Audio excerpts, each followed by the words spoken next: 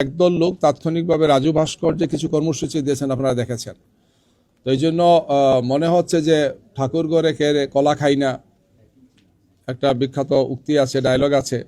এর সাথে এর সম্পৃক্ততা আছে কিনা সেটা আমরা ভেবে দেখার জন্য দেশবাসীকে আমরা অনুরোধ জানাচ্ছি।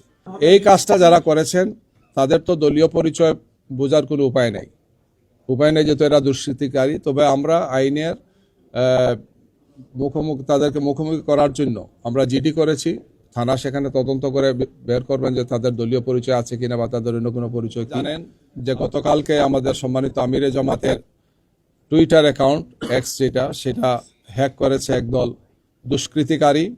আমরা তাৎক্ষণিকভাবে এটা যখন বুঝতে পেরেছি তখন প্রয়োজনীয় পদক্ষেপগুলো আমরা গ্রহণ করেছি এবং এই বিষয়ে আমাদের বক্তব্য আজকে আমরা সকালবেলা আমাদের অফিসে তাৎক্ষণিকভাবে সাংবাদিকদের সামনে সেটা বলেছি। রাত্রে আমরা জিডি করেছি থানায় এবং এখন আমাদের পক্ষ থেকে, আমাদের সাইবার টিমের পক্ষ থেকে আমরা সাইবার সিকিউরিটি আইনে মামলা করার জন্য আমরা প্রস্তুতি নিয়ে অলরেডি সে সমস্ত কাগজপত্র আমরা অনলাইনে জমা দিয়েছি, ফিজিক্যালি আমরা গিয়ে সেখানে জমা দেব। এই ধরনের কার্যক্রম খুবই ঘৃণিত এবং ধিক্কারজনক কার্যক্রম।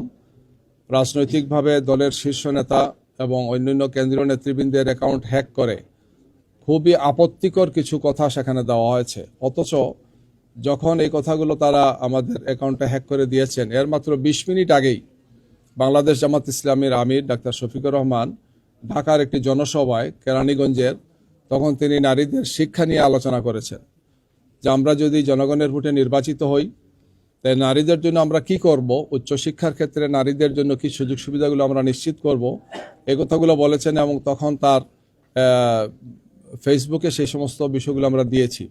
তার 20 মিনিটের মাথায় এই কাজটি করা হয়েছে এবং যে বা যারা জড়িত এদেরকে খোঁজ নিয়ে আইনের আওতায় আনা, আইনের মুখোমুখি করা এবং বিচারের মুখোমুখি করা হচ্ছে সরকারের দায়িত্ব। নির্বাচন কমিশন এক্ষেত্রে ভূমিকা পালন করবেন, আইন শৃঙ্খলা বাহিনীর দায়িত্ব।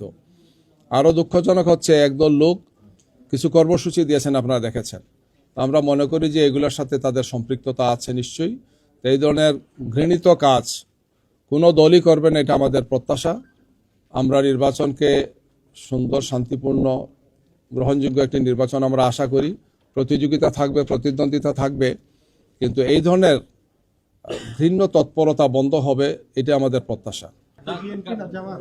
এই কাজটা যারা করেছেন তাদের তো দলীয় পরিচয় বোঝার কোনো উপায় নেই, যেহেতু এরা দুষ্কৃতিকারী। তবে আমরা আইনের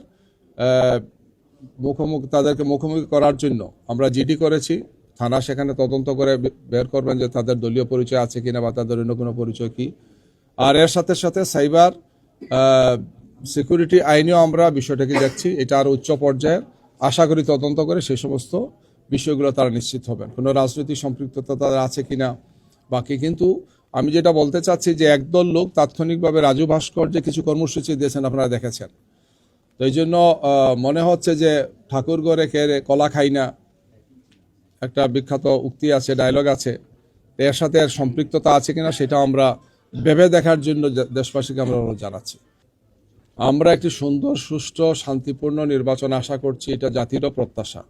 যেহেতু এটি কোনো সাধারণ নির্বাচন নয়, অর্থাৎ অন্যান্য সময়ের মতো শুধু একটি জাতীয় সংসদ নির্বাচন নয়, এই নির্বাচনের সাথে আমাদের দীর্ঘদিনের সংস্কার কার্যক্রম যেটি আইনি ভিত্তি পাবে, এটি গণভোট আছে, যে গণভোটে আমরা আশা করছি দেশবাসী গণভোটকে হায়ের মাধ্যমে তারা জয়যুক্ত করবেন।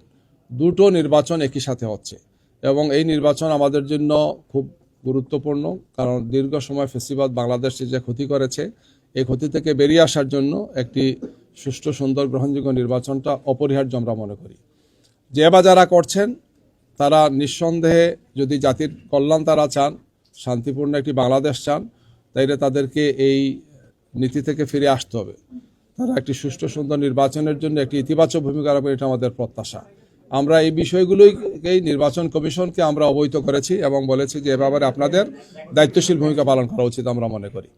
আমরা এখন আস্থা রাখতে চাই যে এই ব্যাপারে সরকার এবং নির্বাচন কমিশন দায়িত্বশীল ভূমিকা পালন করবে। জনমনে এমন কোনো বিভ্রান্তি যাতে তৈরি না হয় যে একদল লোক নির্বাচনকে ভণ্ডুল করার জন্য, করার জন্য, ক্ষতি করার জন্য কিছু কাজ করছেন, এমন যাতে জনমনে কোনো আশঙ্কা তৈরি না হয়।